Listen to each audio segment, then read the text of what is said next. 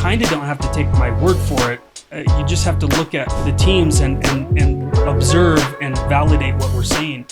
You should feed your CRM with people who are most likely to list. And we have all kinds of lists like this. Whether it's pre-foreclosures, whether it's vacant rental properties. If the national turnover is 2.9%, which is about what your database is going to be.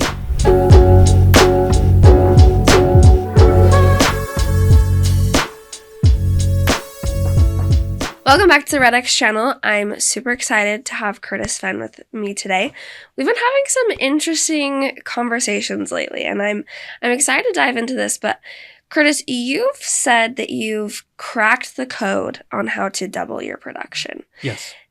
And in a way that doesn't take a lot of effort. That's right. That sounds a little bit too good to be true, but I'd like to know your thoughts on it and what you've cracked the code on. Yeah, we didn't crack the code. What we've done is we've studied top producing individual agents and top producing teams for long enough to figure out what are they doing that sets them so far ahead of everyone else. We know that in our industry, it's not even an 80-20 rule. It's like a 95-5 rule. 5% of the teams and agents out there are making 95% of the commissions. That's crazy. And so I wouldn't say we cracked the code. I'd say we figured out what these people are doing to double their production. So you kind of don't have to take my word for it. You just have to look at the teams and observe and validate what we're saying. But the premise is very simple. The number one source of business for all agents and all teams, T360 just came out with the teams report in conjunction with Tom Ferry and Real Scout and Relevate and a whole bunch of people I'm going to miss here, but they came out with the teams report and they said the same thing. 80% of teams reported that the agent's individual sphere of influence was their number one source of business. And that makes sense. That makes sense when you step back and you go, these are the people who know you, they like you, they trust you. The challenge is if your sphere of influence isn't big enough, there's just not that many deals in there. There's a finite number of transactions or deals contained within your sphere of influence. And so the average agent has a sphere of influence between 300 and 500 people is what NAR tells us. And even if we go a little bit above that and say, okay, well, let's stop talking about sphere of influence and really talk about your database size. Because you can feed your database with a whole bunch of leads, right? Which is what all these teams do is they buy a bunch of leads, they fill up the database, and they make that available to the teams, right? They're feeding their teams with different opportunities and leads. The challenge is the national turnover rate in 2024, and some are reporting it's already going to be worse in 2025, is less than 3%. So 2.9% was 2024 of the turnover rate in America, meaning the amount of people that sold their home was 2.9%. And if you look at any average database of a real estate agent, it's going to be about the same, about 2.9%. Okay. So what a lot of teams or individual agents do is they fill their database or their sphere of influence with internet leads is a lot. And they're not that that's a challenge, but there's two realities there. One is that those are primarily buyer leads. And two, we know because NAR did a huge research project, we know that the average conversion rate of internet leads is 0.2% over a up to 24-month sales cycle. So if you can afford to put 1 million people in there, then maybe you can hit your transaction goals. But if you can't, that's a long sales cycle. And if you're filling your database with that's just the reality. That's what it is. So you keep working for referrals and you keep doing all this stuff. So here's the big secret. Okay, let's hear it. Here's the big thing. If you can fill your database with people who are more likely to transact, then you will do more deals. And this isn't the same. There's a lot of really cool companies out there for nurturing and following up that will find the people most likely to sell within your database. That's not what I'm talking about. That's really important to make sure you focus your time on your best opportunities. I'm saying you should feed your CRM with people who are most likely to list their home for sale. So who are these people going to be? Well, this is what we've been doing for 23 years. Yeah. You know, expired listings, forget about how you go after them for a second. Expired listings are canceled from the MLS, end up relisting at a almost 45% list rate. It's higher for just expireds, but if you look at expireds and canceled, it's 45% are going to relist within 44 days. So not the 24-month sales cycle, but within 44 days. For sale by owner is 38.3% are going to relist, or not relist, they're going to list with an agent and go on the MLS within 44 days. Wow. And we have all kinds of lists like this. We, you know, whether it's pre-foreclosures, whether it's vacant rental properties, even our neighborhood search is of course people use it for just listed, just sold, circle prospecting type things, but you could use our tool and we tell you what the turnover rate is in a neighborhood.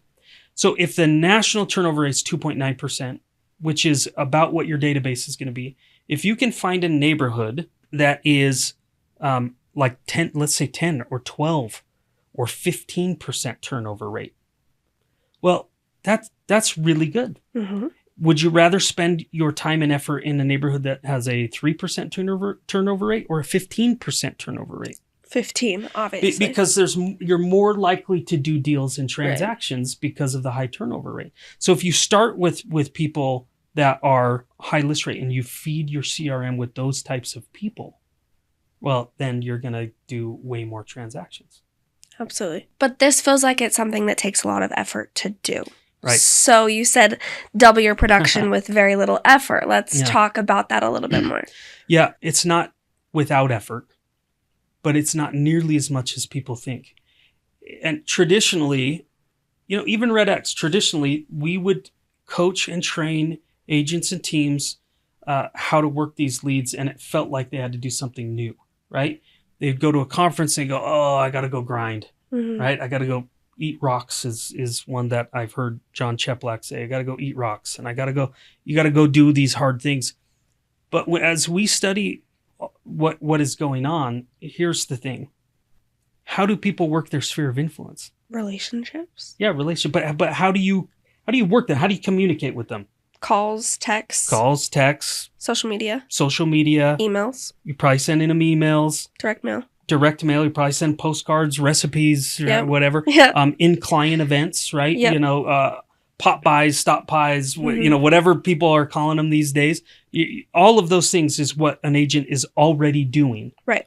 To work 300 to 500 people that have a less than 3% list rate. What we're saying is you only have to do those same things. You're just changing who you're doing them to.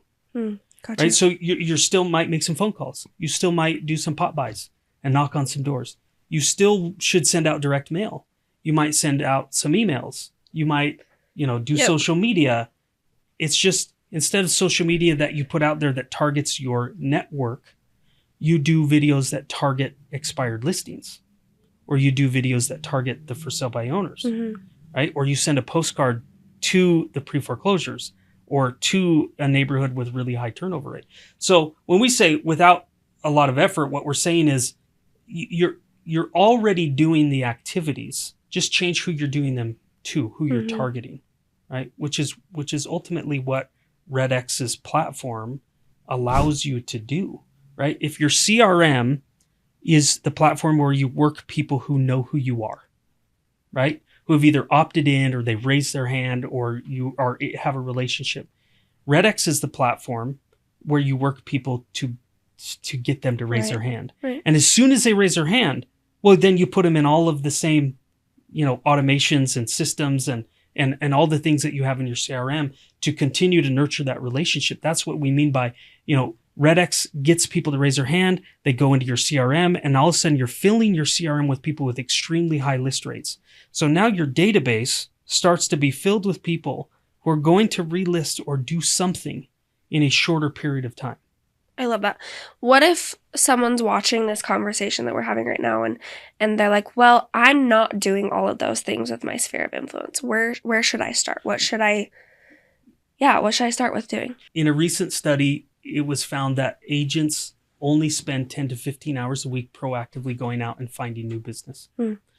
And when you consider that the average agent does less than 10 transactions, buy and sell side, I don't know what people are filling their time with, at that point. So where someone should start is you should be doing some of those things. But then the question is, well, so I continue just to maintain focus on my sphere of influence? I go, well, what do you want in your business? If you want more listings and if you want to build a listing inventory, you should focus a percentage of the time devoted to find new business to new people who you don't know. And so if you're going to make phone calls, you should make some phone calls to people you don't know. If you're going to knock on doors, you should do that to people that you don't know. And it shouldn't just be your sphere of influence, because if you think of the cycle, I work my sphere of influence not just for the listings, but for the referrals. But on average in America, every single person in your sphere of influence knows between 3 and 4 other real estate agents who are also working those people, right? And of course, there's competition with FSBOs and expires and all of those things, but it's different competition, right? It's cold competition, meaning you're not going to be worried if they choose somebody else, and they're not going to have all of this conflict of choosing someone else. So it's whoever's postcard catches their attention at the right time. It's whoever's social media video triggers something emotionally in them to make them take action. And so I would say, to answer your question of where should someone start with where you're comfortable. If you're not comfortable making phone calls, send out some postcards. It's not going to be as effective as if you're doing multiple things. If you're not comfortable making social media videos, well, then get REDX's brand builders, so they'll do those for you. But otherwise, start with where you're comfortable and start to grow from there, because you need to do things that you're uncomfortable doing, both to your sphere of influence and to people who you don't know. So, but I wouldn't worry about. You don't have to do it all before you do something. Some is better than none. And so you don't have to get everything REDX has. Pay $30, $40 and get FSBOs. And if you're already sending postcards out, send some postcards out to the FSBOs. Yep. Right? I love that. Well, is there anything else that you'd like to add, or any last final thoughts that you have? I think, as just the pitch for the platform for REDX, we have all of the data. We have all of the tools. We have the integrations with the social media. We have the postcards. We have the dialing technology and allowing you to make contact. And we now have, I don't know what it is, 10, 12 and counting CRM integrations, because we really want you to nurture them. But once you make contact, you want to put it into the CRM to make sure that you nurture them and do that. So you got to start with the platform. It doesn't have to cost you an arm and a leg. It doesn't have to cost you $1,000, $1,500 a month to buy leads that have a really low conversion rate. You could pay less than $100 and get, a list of people that relist it. Almost half of them will list with an agent in 6 weeks. Right. And so no brainer. Yeah. And if you are doing anything to get those people to raise their hand so that they can go into your CRM, you're going to start to see the list rate of your CRM increase. I love that. What we want. Well, thank you so much for your time and for chatting with me today. If you would like to browse our products, purchase REDX, check the links in the description. If you need some scripts for your next phone calls, we've got those. Check the links in the description. And of course, happy prospecting.